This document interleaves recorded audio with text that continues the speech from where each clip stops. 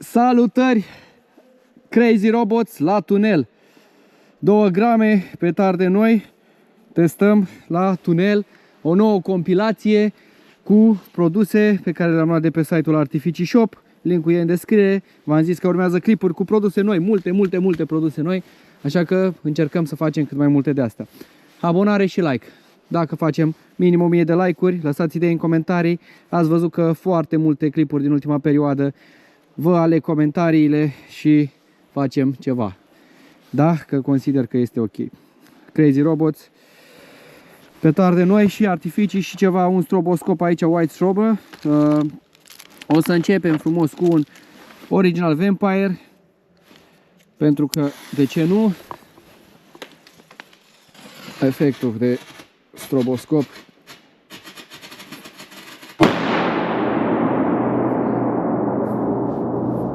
sexy mamacita. O să-i dăm acum un Scream Fire, care este un titirez care ar trebui să și țipe, sperăm. Deci este un titirez, așa arată. O să-l pun jos, nu o să-l arunc, ca să, în cazul în care are efectul ăsta de Scream, să-l vedem cum face. Bun. Ia să vedem.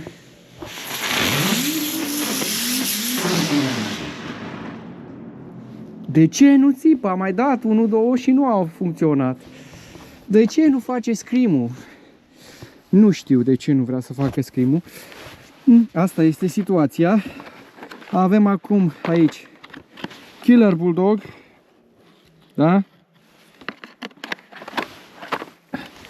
Asta are 1 gram. Dacă nu greșesc. Nu, tot 2 grame.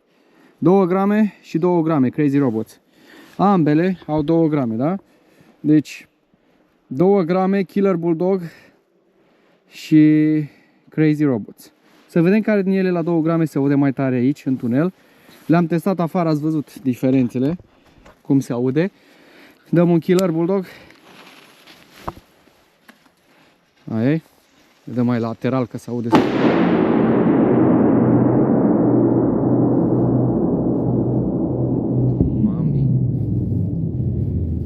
Mami, cum s-a duduit.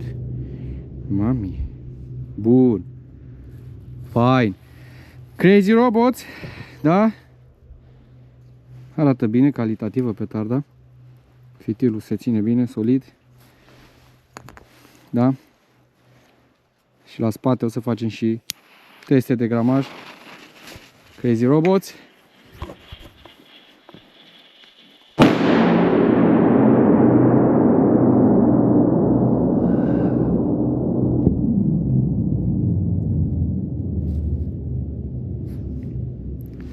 N-am cum să vă explic sentimentul ăla când se vibrează pământul, deci nu știu dacă îl simțiți. N-aveți cum să-l simțiți, cel puțin prin ecrane, în niciun caz. Bă, se aude fain, ce să zic, este interesant. Mai avem aici niște titireze de astea și am mai făcut eu o chestie pe care vreau să o fac din nou aici, pentru că e foarte, foarte frumos se vede. Și o să punem titirezele astea. Bun. Și o să le dăm la toată odată. Să vedeți cum o să facă, ca o mică floare din ele. 3, 4, 6 într-un set, dar una am consumat-o, că am dat-o. Și dăm aici. Bine. Și o să trebuiască să...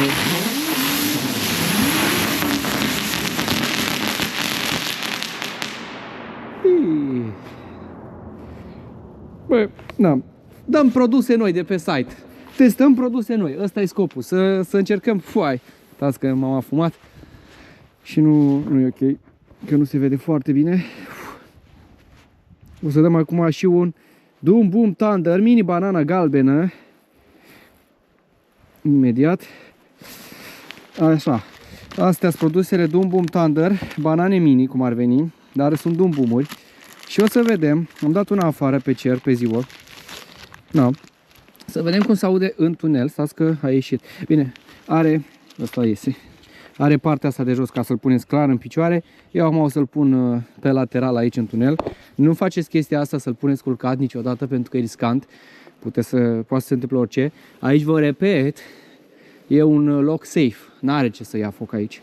Deci am mai dat un dum-bum aici.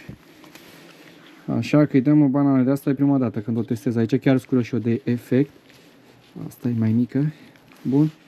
Și like-ul dacă nu l-ați dat. Like-ul. Mă dau într-o parte și ies afară așa doar cu... Bine! Bine! Eu mă dau în lateral și GoPro pot să-l bag, să bag mâna pe aici, cum ar veni, să-l iau de pe piept, îl pun în partea asta și mă întind și tot așa. E mult mai ok, mult mai safe, protejează partea asta. Nu vă băgați la înaintare. Vă mai puneți mâine în urechi, eu mi le pun, mă întreba unii de ce. Pentru că nu vreau să surzesc prea tare. Da? Bun, hai să mai dăm un vampire ăsta. Da, facem așa o mică compilație. Am luat mai multe produse noi de pe site, dar deja le-am testat într-un alt video pe celelalte. Așa că pac. Bine. Efectul de flash, ia uite. Nu se vede.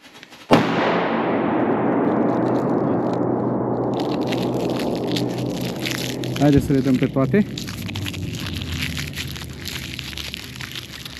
Să le dăm și pe asta, și hârtia. Și să le dăm așa una după alta. Una, două,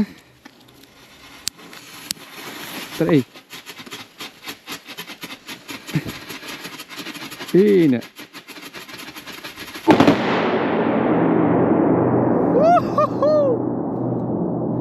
Ce frumos a văzut! Ce frumos! Mare atenție că mai aruncă și bucăța. Și ca încheiere, am dat câte una din fiecare așa frumos. Eu mai am ceva noi pe care vreau să le testez aici, niște circobliți. Chiar aș vrea, de fapt o să dau, că sunt tot așa noi, luați și ăștia. Avem seturile astea nouă de circobliți. Hai să luăm unul de aici, că mi se pare foarte interesant, diferă, ca și cutie cel puțin. Și ăsta, să vreau să-l testez pe întuneric, pentru că, deși toți au alt efect, cred, nu știu sigur, toți au altă culoare, dar nu știu dacă neapărat și alt efect. O să vedem și o să facem o compilație cu ele. Așa că până atunci o să aruncăm un circobliț aici. Normal ăsta se pune pe sol, dar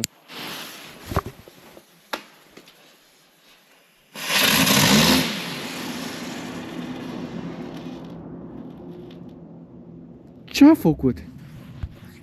Bă, n-a explodat ăsta. Bă, mai dau unul. Mai nu e asta. Mai dau unul. De ce? Cum a fost asta? De ce? Mai dăm unul. Fumul. Dați că dacă nu iese tot, n-am, nu mai apuc să vedeți.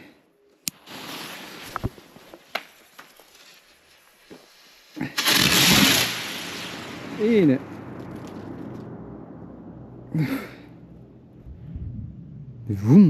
S-a învârtit.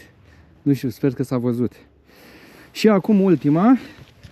Dăm un white strobe, un stroboscop, o flamă bengală, pe românește, pe care poți să o dai foarte frumos. În momentul, dacă nu mai pot să respir. Wow, nu mai pot să respir. Trebuie să văd puțin că e prea mult fum. Da.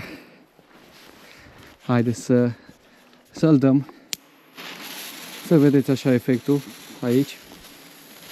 Ăsta nu-l dați în loc închis.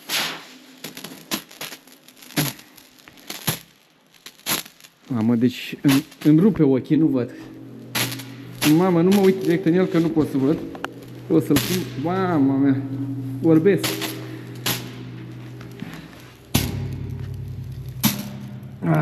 Să-l pun jos. Mamă, nu mai văd. Am orbit. Las că merg cu spatele. Hai că nu mai văd nimic. Deci te rupe la ochi. Pe cameră nu-i ca realitate. Deci cam ăsta e efectul.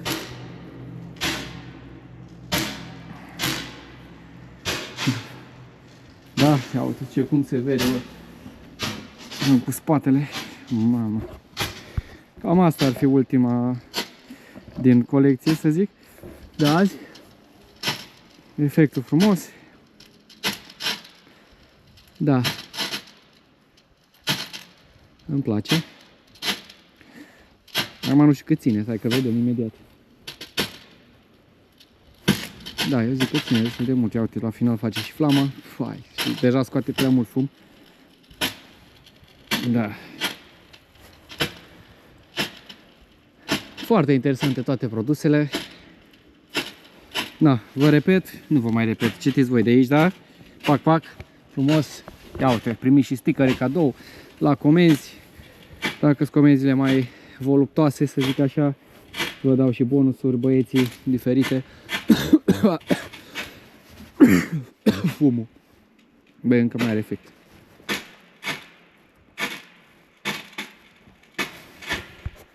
Înseamnă că e calitativ, ceea ce contează când cumperi un produs să fie bun. Da. Știu că vă plac tare, tare, tare mult clipurile de la tunel, de aici. Da. Haide mă, gata, că m-am plictisit eu să mă uit la el. Deși e interesant, că uite că are un efect foarte lung. Da. Cam asta ar fi.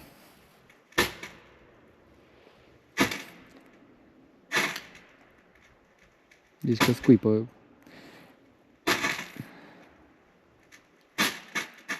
Un dragon mai mititel care scuipă flăcări. Și gata, s-a terminat. Cam asta e. Abonare la canal. Facem 30.000 de abonați până la final de an. Ar fi super, super tare dacă facem 30.000 cu ajutorul vostru. Așa că distribuiți like-uri și comentarii ca să ajute algoritmul YouTube. Pa!